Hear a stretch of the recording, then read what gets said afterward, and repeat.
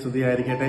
ഈശ്വരന്റെ സ്നേഹമുള്ളവരെ, പ്രഭാഷകന്റെ പുസ്തകം 51 അധ്യായം 22 തിരുവചനം. കർത്താവ് എനിക്കൊരു നാവ് നൽകി, അതുപയോഗിച്ച് അവിടുത്തെ ഞാൻ പ്രകീർത്തിക്കും. ഈശോയിൽ ഏറ്റവും സ്നേഹമുള്ളവരെ, ഞാനും നിങ്ങളും ഈ ഭൂമിയിലായിരിക്കുന്നത് ദൈവത്തിന്റെ അനന്തമായ കരുണയിലാണ്. കർത്താവ് എന്നെ ഇത്രത്തോളം സ്നേഹിക്കുന്നത് കൊണ്ടാണ് ഓരോ നിമിഷവും എനിക്ക് നിങ്ങൾക്കും ഈ ഭൂമിയിലായിരിക്കാൻ സാധിക്കുക.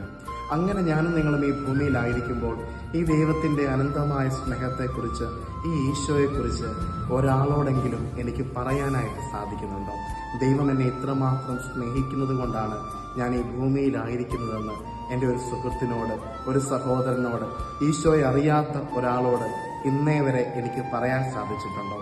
നീ തന്നെ ഒരു സുവിശേഷമായി മാറണം പ്രിയമുള്ളവരെ. ഈശോയെ അറിയാത്തവർക്ക് ഈശോയെ പങ്കുവെച്ചു കൊടുക്കാൻ അവൻ എൻ്റെ ജീവിതം ബാക്കി വെച്ചിട്ടുണ്ടെങ്കിൽ കർത്താവിൻ്റെ സ്നേഹത്തെക്കുറിച്ച് നിരന്തരം പ്രകീർത്തിക്കാൻ എൻ്റെ നാവ് എനിക്കെപ്പോഴും ഉപയോഗിക്കുവാനാകട്ടെ.